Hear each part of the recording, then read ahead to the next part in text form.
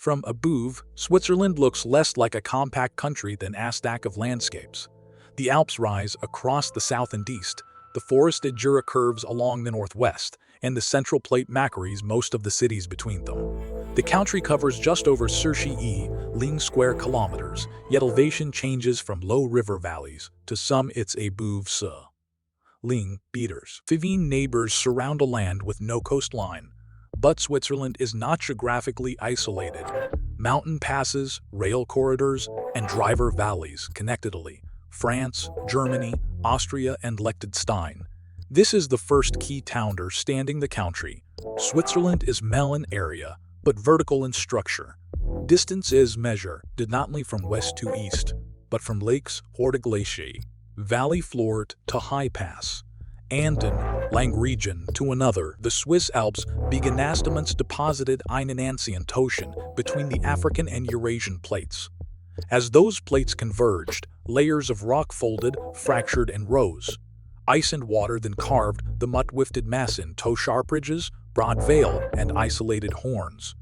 Today, the Alps occupy most of Switzerland's land, while only a minority of its people live in the highest terrain. The range contains dozens of peaks above ceiling meters, including four spikes in the Montrose Massif, the country's highest point at sea low by century sea meters.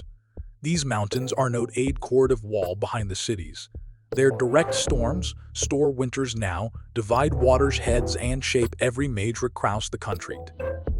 Seen from the air, geology becomes infrastructure. Tunnels follow weakness is in the rock, villages occupy races. Androids bend around, slopes built over millions of years. Above Zermatt, the Matterhorn Risdosir, by Chishabah meters in anierp remidal form recognized around the world. Its shape is the work of several glaciers cutting backward into a mountain from different directions. Where their cirques met, they left 4 steep faces and 4 narrow ridges.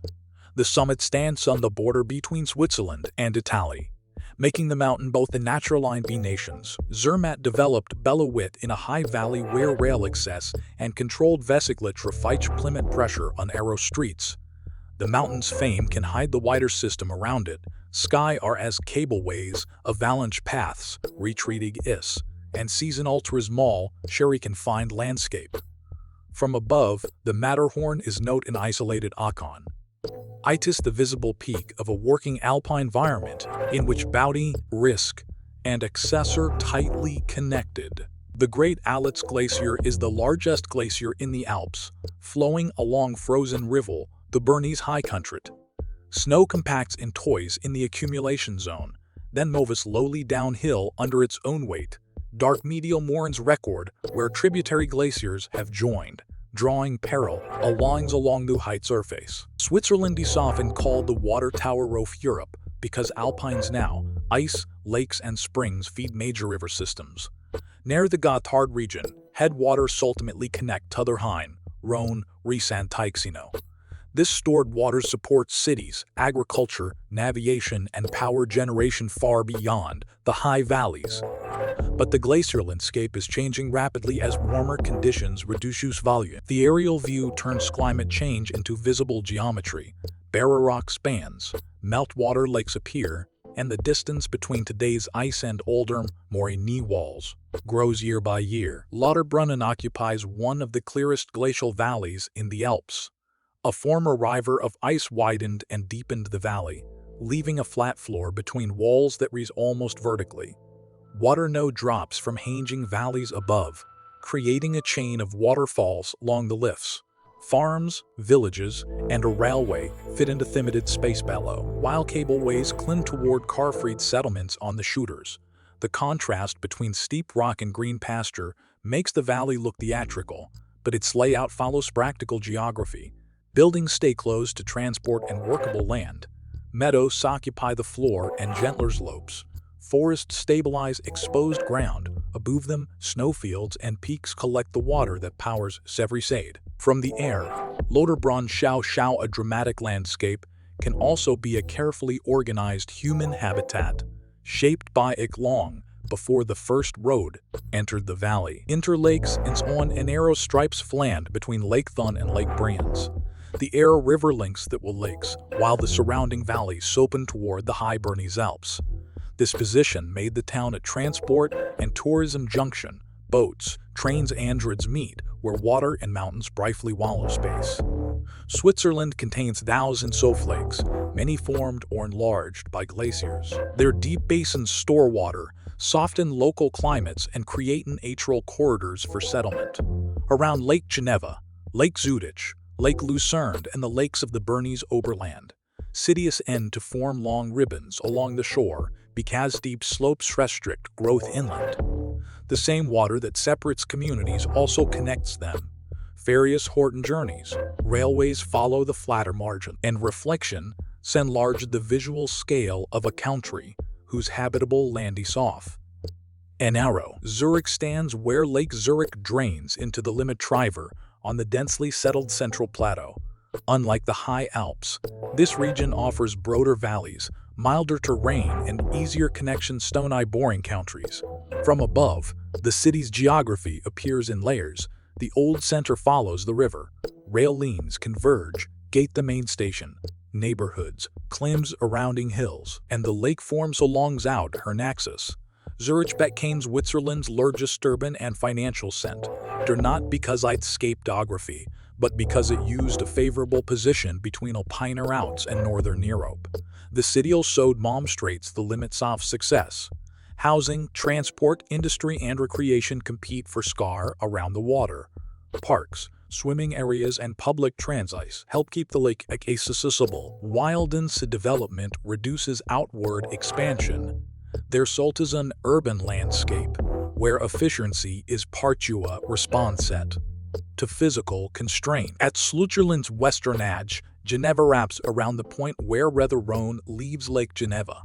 The city is almost enclosed by France, with the Jura to the northwest and the Alps visible across the water.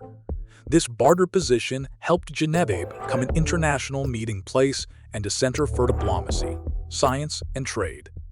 The lake acts as both landscape and infrastructure, moderating temperatures and linking communities along its crescent shore. Eastward, vineyards rise above the water at Lavac, where generations constructed Stinader raced as steep, sun-facing slopes. UNESCO recognizes the cultural landscape as a long interaction between people and terrain. From the air, Geneva and the lake, and the lake and the lake reveal air currings with pattern.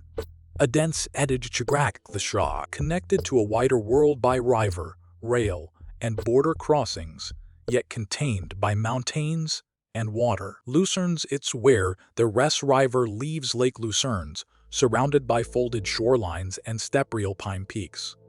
The lake branches into several arms, reflecting valleys carved by glaciers and partly flowed after the ice withdrew. This complicated shape once made water transport faster than Trave-Loverland. Lucerne grew as a gateway between the central plateau and the route toward the Gotthard Pass. Historic bridges and compact streets occupy the river crossing, while newer districts spread along the shore and lower hills. Beyond the city, farms climb onto green slopes beneath Mount Pilatus and Rigi. The view is almost a summary of Switzerland, a lake formed by ice, acidity, built-in outlet, mountains controlling movement, and engineering extending the use-able work.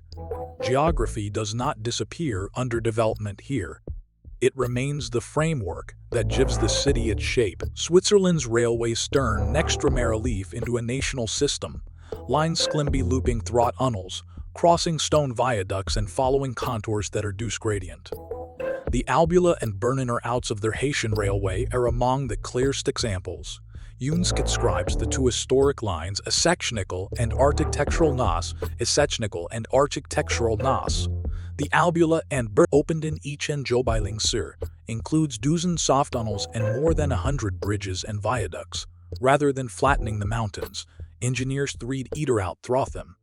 The Samalogic continues in modern base tunnels, which move trains beneath high passes and short and north-south travel. From the air, the railway may vanish into forest, emerge across a curved bridge, and disappear again into rock.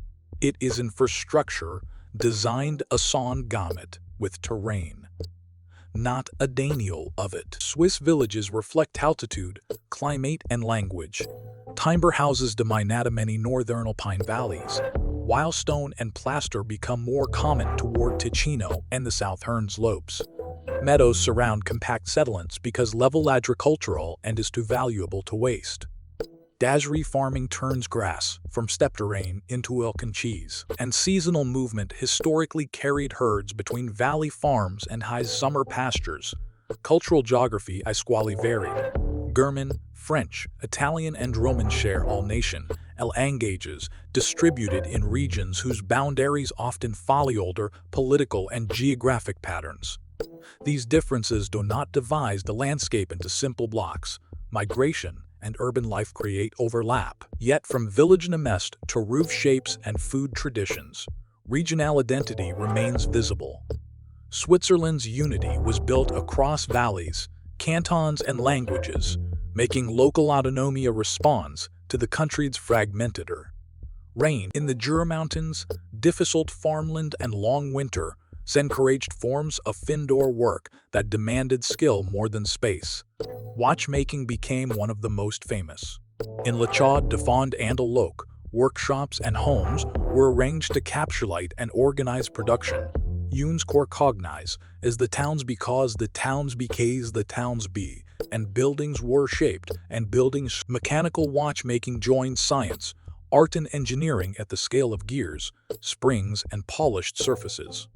The industry also illustrates a wider Swiss economic strategy, add knowledge, reliability, and precision to limited raw materials. Pharmaceuticals, specialist machinery, finance, and research followed different paths, but they share the value expertise and connection to global markets. From a watchmaker's bench to a rail tunnel, precision is not simply a national stereotype. It is one way as small, mountainous country overcame geographic limits. Switzerland's future will be decided by how it manages the same geography that created its prosperity.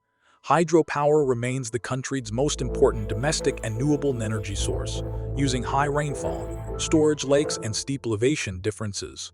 But dams, rivers, and ecosystems must be balanced carefully. Retreat glaciers alter season a water storage, expose unstable slopes, and transform familiar landscapes. Growing cities place more pressure on the central plateau, while popular valleys face congestion and intense tourism. Rail investment, compact settlement, and protected landscapes offer part of the response, but nosing evolution fits every canton. From the Matterhorn to Lake Geneva, Switzerland is a network of connected thestes, high and low, ice and water, local identity, and internationals, seen from above. Its achievement is not that it conquered the mountains. It learned to live the route hem.